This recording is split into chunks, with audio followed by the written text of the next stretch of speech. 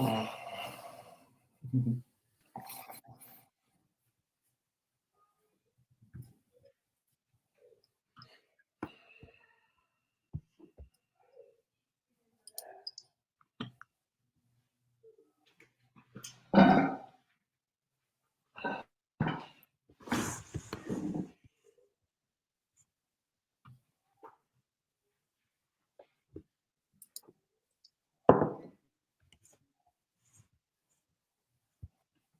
are you doing, guys?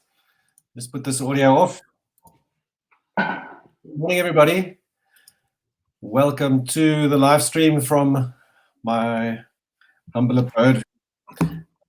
Thank you for joining us today. How are you guys keeping? I would like to ask you to comment while we're on live. Today we're speaking to a very interesting human, Darren Kerr. And if you're watching on Facebook, please, on YouTube. If you're watching on YouTube, please like and subscribe. And I'll be posting this on YouTube directly after this broadcast. Time to add Darren. How are you, Darren? Are you well? Hey, Monet, all good and you? Okay, man. Good to see you today. Yeah. It's a little bit of a miserable day here in Joburg, but hey. Same here, man. Same here. If we were outside, it would make for good lighting, but we can't go outside. Am I right? So, exactly. I was trying to position myself as to where the best lighting is here, because I know I don't want you to judge me as a DOP, and I'm getting the wrong lighting on myself. Yeah. Look at me. I mean, we've got no gear. Everything's at the studio, so we can't move. D, talking about you as an executive producer, a company owner, a person that runs a business. I see you as a visionary and quite innovative. And what have you been up to? During lockdown, I see you guys have been pretty busy with different initiatives. The one thing that you're busy with, let me just share the screen here so both of us can go here. I just want to share the screen with you. You've one of your initiatives is on Instagram, where you were doing your lockdown narratives, your lockdown narrative challenge. You tell us about how that's going.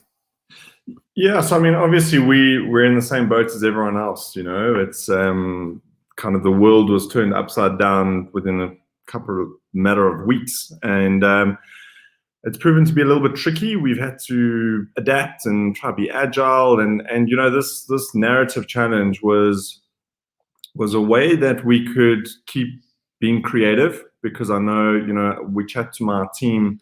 I try to chat to them every day or every other day just to see how they're doing, and touch base on obviously projects that are still in the system and we're trying to get through. But in those discussions, it started to come out that people were maybe struggling with a bit of creativity and something fresh and something new. And so I thought of creating this narrative challenge, and it's actually open to anyone. It's not just our team. It's open to anyone and any creator out there who wants to just keep that brain ticking over. Your brain is a muscle, and you've got to keep training it, and you've got to try new things. And I mean, the challenge is to use stock footage, because we can't go and shoot anything. So it's using stock footage, using royalty-free music. And what we do is every second day we push out a theme. So I know there was a theme that went out today. I think the theme was fear today, if I'm not mistaken. I'll have to just check. But and what we're doing is we're giving people 24 hours to kind of think about how they would create that film, package it, produce it, put it together. 30-second film. It's quick and easy, but it just keeps pushing those creative boundaries. And what's been great is, from the first theme, Isolation, that we put out, we received a number of entries, and it's fantastic to see how people interpret that theme. There's a different interpretation from everyone, and you can see their styles and their kind of treatments coming through, and that's what we're doing. We're just trying to push our capabilities to also showcase that we can create content in isolation and in a vacuum, essentially, that we can do it with next to nothing. So it serves two purposes. It's one, to keep the team motivated and creative, And another purpose is to show that we have these skill sets, and clients feel free to get in touch. Well, I think it's a fantastic initiative, Dee, and thank you for giving everybody that opportunity. And maybe that is an innovative way of going forward in the weeks, days, months to come. Yeah, and that's the thing. Like, we wanted it to be open to everyone, so that, because we're all in the same boat, right? We're all stuck at home together. Well, not together, social distancing, but we're all in the same boat. So why not collectively just try and get people doing the same thing, and let's see what comes out of it. You never know what can come out of this, but it's always just trying to push that creativity and push content and just be fresh. Darren, so I asked everybody this question, and my it's a standard sort of set of questions. What were you guys busy with? If you'd like to share some maybe projects that you were busy with before the lockdown, for the first 3 months of this year. Yeah, so I mean, we were busy with quite a few kind of regular content pieces that we have with agencies who are regular clients of ours, for obviously their brands and their corporates that they serve. So that was an ongoing kind of monthly, call it contract or retainer, if you will. That has had to change because we no longer can go and shoot at these corporates or brands. So we've had to think and adapt quite quickly. Yeah. How can we still keep the content going out, and allow those brands to have the internal comms that they were using us to help produce that content for? How can we still assist them without that shooting? So we've had to adapt a little bit. We were also in pre-prod with a TV commercial that we were set to actually start shooting kind of beginning of May, end of April. That's been put on hold indefinitely, so we'll see how that picks up. We've also been involved in quite a bit of pre-production from a documentary series. Also, that's just been pushed out a little bit more in the year. And yeah, I mean, there's still a lot of work that we're seeing that's coming in. It could always be better, but I think people are just trying to figure out and navigate this new world that we're living in and this new way of working. And yeah, so we'll hopefully get a few more briefs coming in over the next couple of weeks and months. But essentially, like most people, all of our shooting jobs put on hold, cancelled, postponed indefinitely. So that's a little bit tricky when your main source of income as a content agency is creating fresh content. We've also been able to adapt, and we started doing this a little bit last year. We started changing kind of our service and our offering, essentially, not to just be service-based, but to actually have a product that we can sell to clients and brands with a tech background. So that is moving forward, and that's kind of the shift in the business that's happening at the moment. And obviously with COVID-19, we were able to quickly adapt after President Ramaphosa's announcement of the lockdown. We were able to adapt and use an API that was freely available to create a COVID-19 live tracker with creative that has been sold into a few different brands, and they're using it. So we pull the data from the World Health Organization and Johns Hopkins University, for example, and the data updates all the time. So whether that's number of cases, or unfortunately number of deaths or recoveries, or we can localize it to South Africa as well. So yeah, we've had to adapt, we've had to change our thinking, we've had to change our approach, but using technology, we're able to still provide content to clients. Cool. You were saying you'd like to tell us about how you've learned to navigate this new normal in the business landscape, and a few pointers. Acceptance is the one is I suppose the first point that you'd like to talk about. So yeah, I suppose accepting the situation is you got it. Yeah, I mean, and that comes down to kind of the human psyche, right? And human behavior. We go through those different stages of emotional response. It's acceptance and denial and anger. And, so we all have to go through that because first and foremost, we're human before we're a business or before we are a boss or before we anything else.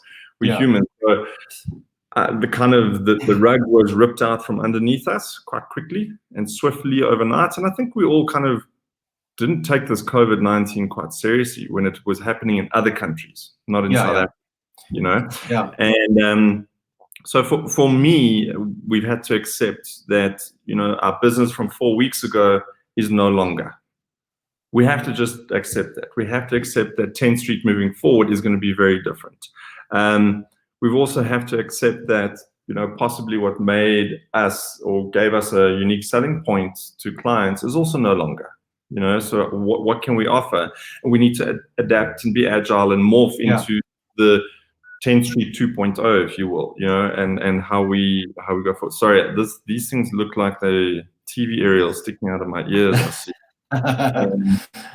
But yeah, that's been the acceptance part from personally, from my standpoint, is we're here, we're in it. What do we need to do to survive and get through it and make those really tough and hard decisions that unfortunately you have to make. And then you're saying communicate is one of the things that we definitely should be doing, communicating, innovating, and this is why I'm doing this, is creating a platform as well to communicate with industry professionals. What is your take on that? So, I mean, this is often the case, right? So we're in the communications business. We communicate for brands and agencies, but we're often very terrible at communicating internally to our own teams and own staff and suppliers and creditors. And, and what we've had to learn is we've had to over communicate. So I feel like this is very crucial at the moment is, communicate with the staff all the time. Let them know what's happening. Let them know what jobs are potentially on the horizon so that they aren't feeling scared or anxious or nervous as to, where's this business going? And if it's not going well, we need to say that. We need to say, there's nothing we can do. We're all in this boat together. It's not something that 10th Street has done incorrectly. It's the world over. Many companies are facing the same reality at the moment. So over communicate to your staff internally. Also communicate with clients. I feel like this is the prime time to be over communicating to clients because they're also in the same position. They're scrambling to get communication out internally, externally, still run a business, and we need to keep them up to speed with where we are with the projects that we're working on with them. Also communicate to and try and accommodate clients because we're in this stage at the moment where no one really knows what's going on. Everyone's had to now try to figure out remote working, try to figure out video conferencing, try to figure out all of these things. So people's stress levels are high, the anxiety levels are high, pressure is high. So there's gonna be clients who maybe have demands that aren't really acceptable, but we have to communicate to them. Yes, we will do it. We will get through it. We'll figure it out, however, to help you do your job. I think it's also important to communicate to suppliers and creditors, to say, listen, guys, this is where we're at. We've got 2, 3, 4, 5 months cash runway if you're lucky. We need to look to manage our cash so that we can keep people in jobs, so that we can keep the economy trying to tick over a little bit. So communicate to your suppliers and creditors as to what you can do, what you can pay. Can you negotiate certain payment holidays or payment deals that you can just keep afloat a little bit so that they're still getting an income. You're not hurting your cash flow as bad. And everyone's kind of winning in a sense. So communication is important at this time. And then also I spoke about, for me, innovation. So in times like these is often where, the big brands have been born and innovators have been born and pioneers of certain industries have been born just out of a mere, we've got to get through it. We've got to survive. So what can we do? So I think this is a great time to innovate. to think about something new, to think about what stands out, or how do you stand out from your competitors, right? Because everyone's scrambling just to get that job in, so that get some cash flow. So what can you do? How can you innovate? How can you change a business so that clients go, wow, these guys are trying, and they're trying something new. And obviously technology is where we need to be. And people have been saying that for years. Analysts and forecasters have been saying we have to use tech for years. You can see our industries have changed because of technology and the advancements of technology. And I mean, if you just look at something like Zoom, a video conferencing app, it's the #1 downloaded app in 2020 to date. Yes. Everyone and their dog is using Zoom. Yes. Last night I had a friend of mine had his birthday yesterday, and we had like 30 friends from around the world all on Zoom to wish him happy birthday. So it's being used as a social tool, it's being used as a business tool. And I had a look at an article this morning. So just interestingly, Zoom's share price has increased to over 90% in 4 months, and it's now sitting at a valuation of $42 billion. It shows you innovation is. Tech is really important. And how can you use tech to create content at scale, at good value for clients, and always on and automated? And I think that's the sweet spot. That's where we've got to be thinking. Managing your time in this weird sort of I don't know. It's a weird space, but I think managing your time is really important. Get up, show up, and like Louis always says, get up, show up, and go for it. Every day, get your routine sorted. Well, that's one thing we all have in common right now is time, right? Yeah. We've all got 21 days, time. Yeah. The world as we knew it before is no longer. We've kind of taken a step back from that rat race, from that daily grind, and just get to the office and get to clients and meetings and just keep going. And now we've got time. I'm working from home, obviously. I've got 2 small kids. My wife is self-employed also. So we're spending forced, I suppose, quality time with our kids, which is actually great. It's also having to navigate how to balance work remotely and being in at home. But I think this time also allows us to kind of take a step back and a breather and almost just reset as absolutely, as the world and as a species. Just like, let's take a breath. Let's reset. It's a very serious situation, but we can also keep our heads about us. And also, if you have a company, I think this is the perfect time to actually assess your business and look at what systems and processes work and don't work. How can you refine them? How can you better your business? How can you improve your business model? What can you do to come out of this, hopefully surviving as a company, but better? Yeah. Absolutely. And something I found success with for the last, I would say, year or so is a collaborative collaboration between businesses. It seems to be the #1 thing these days, and I think we've been forced into this even more now, this collaborating with each other as companies, as innovators, as content producers. And you've also got a take on collaboration. Well, I think there's always been space for collaboration, right? There's always been a space for using experts in their field, bringing them together to create a product for client. But I think now you can take that a step further. I think because of the space that we're in and the opportunities that may present themselves, there's a bigger need for collaboration. So maybe, who knows, your arch rival or competitor that you used to go head to head with in pitches all the time. Who knows? Maybe there's an opportunity because both business owners are in the same position. They worry and fear about the same things. Maybe there's an opportunity to join forces and your competitor becomes your partner. And you then can offer a holistic set of services or products to 2 differing client bases and networks. Maybe your clients, there's an opportunity for clients to become partners. So maybe there's an opportunity for them to have that content produced for them at really next to nothing, and for you to have a constant pipeline in a partner that used to be a client. Yes. So so I think this is not the time to be proud as business owners, and not the time to be proud about I own 100% of my business, and that's that. Like, Yeah.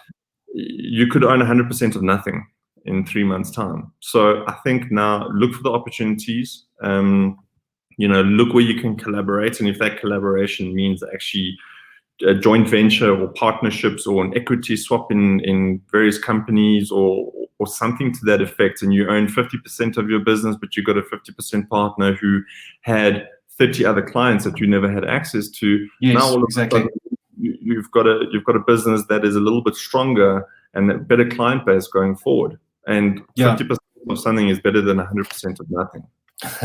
So true, man. And then services versus product. What do you mean by that? So, and I suppose this comes back to the tech point that I made earlier. We work in a service-based industry, right? Whether you shoot or direct or produce or edit, you provide a service to clients, and you're selling time. Essentially, that's what you're doing. Because it's very difficult to put a rand value or dollar value or euro dollar or euro value on creativity. Because how do you peg that? So essentially what you're doing is you're selling your time and you're selling your service. And what that becomes a commodity that is, it's a dime a dozen. There's many different directors, many different producers, many different DOPs out there.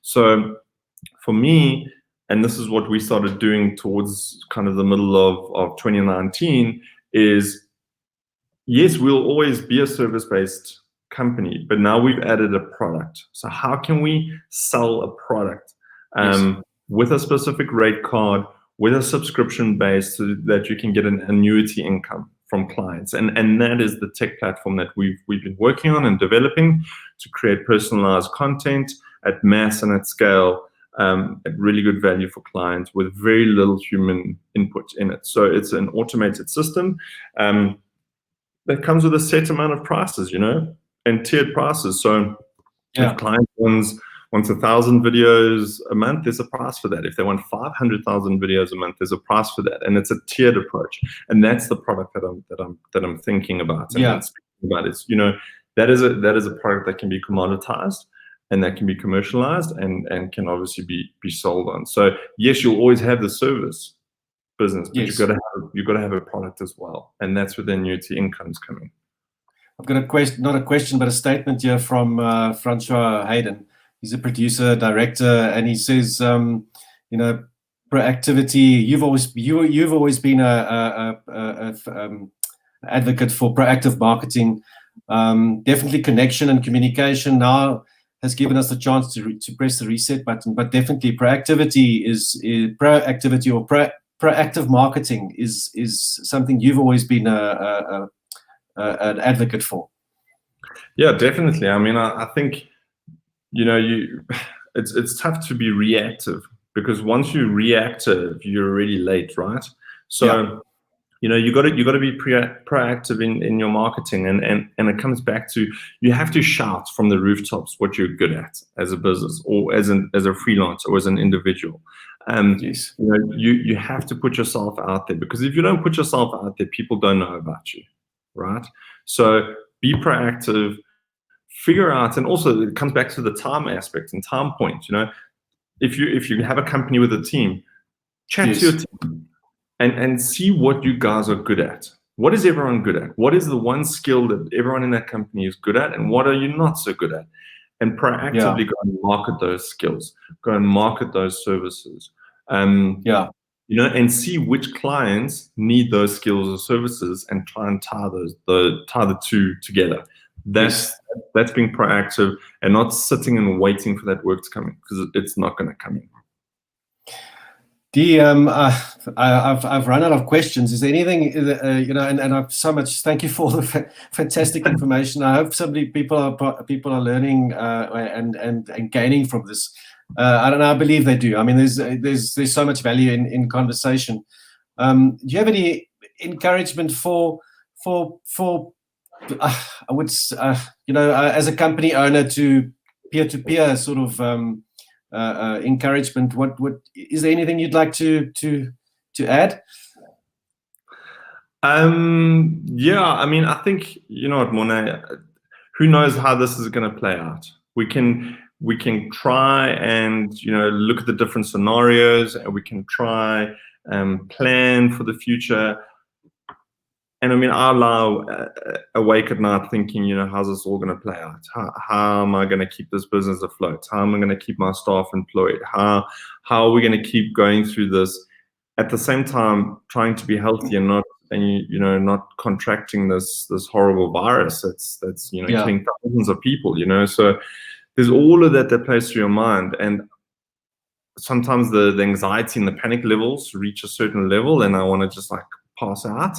But I think we just need to try and stay calm. You know, figure out what works for you as an individual to stay calm, to try and be level-headed, whether that's meditation or, you know, exercise or, you know, talking to people. You know, try and figure that out. Stay calm. This will pass. Undoubtedly, we will come out of this. Yes. We might come out of it a bit battered and bruised, but we will come out of it, and it will pass, and we will have a new future. And I think once you start to embrace that and think about that, you can be calm and just be present and be in the moment and spend this quality time with your family, because, you know, you're not. How often do you have a 21-day lockdown? Never. Right? Yeah, absolutely. So yeah, I think just take it day by day. I see. I'm talking to Louis tomorrow. He's just dialed in from New Zealand. I think it's 9 o'clock in the evening right there. He says, "Thanks for the insights, Darren." Thanks, Louis. Good to see you on the social medias. Yeah. So we'll chat to Dan. Oh, and Peter's also dialed in from Pretoria. He's I see we're all in the same boat, man. We're all struggling through this, and that's it. I think if we can reach out and chat to each other and, you know, try and help where we can, you know, keep the business between each other if we can, and those networks and those groups, you know, support smaller companies, support SMMEs. You know, we're fortunate that we can still create content, but people in restaurants and, you know, coffee shops, and it's tough for them, you know. So maybe we can all band together and try and assist them, you know, pay it forward in a sense, you know, buy products from them now and cash in later to help them pay their staff. I've seen all sorts of innovations where people say buy from, you know, sort of prepay for art, prepay for businesses, support local. I think there's a lot of little things that we can do, but as a collective, you know, as individuals, it seems like insignificant, but in a collective sense, it's gonna have a big impact. And like Siv was saying yesterday, and you also reiterated today, is we got to get out of this better. Do something to innovate your or upskill yourself. Think about innovations, and I think these platforms give us a conversation is something that because you get wrapped up in your own thoughts, and so conversation is something that gets me going, because two people talking to each other, you say something, it triggers a thought, and you know, and so we carry on and have an amazing collaborative experience, and not taking away business from you or taking away business from me. I think there's enough business for everybody. It's just innovation is not done by one person. It's always done with a team, and I think it's a valuable point. Yeah, and I mean, I think to that point about coming out of this better, like if everyone just focuses on one thing that they want to achieve in the next, what is it? It's 14, 13 days, or no, I'm lying, 9 days to go or something like that.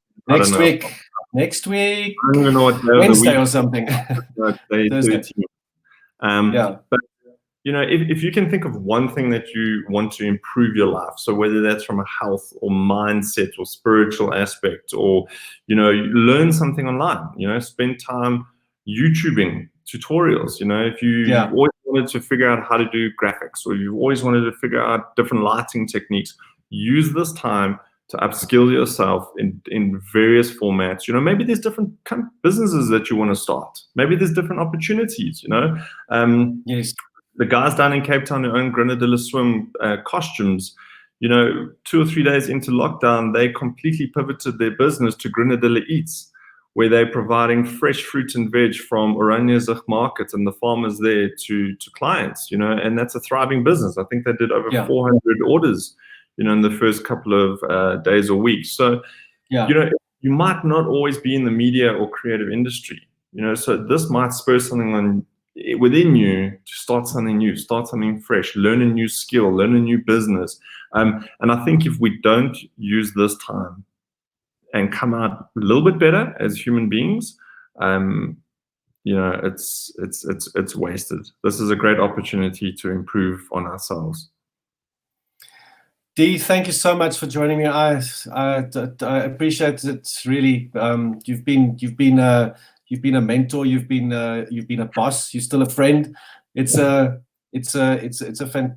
was a fantastic conversation, and this conversation will definitely continue in the future. And all the best with navigating this new normal. I trust that together we're going to get through this. Thank you very much for joining us. I appreciate it, man. Thanks, Mona, and good luck, and thank you for keeping this conversation going with different people. It's really great to see the people who are getting involved, and well done, man. It's awesome. Thank you.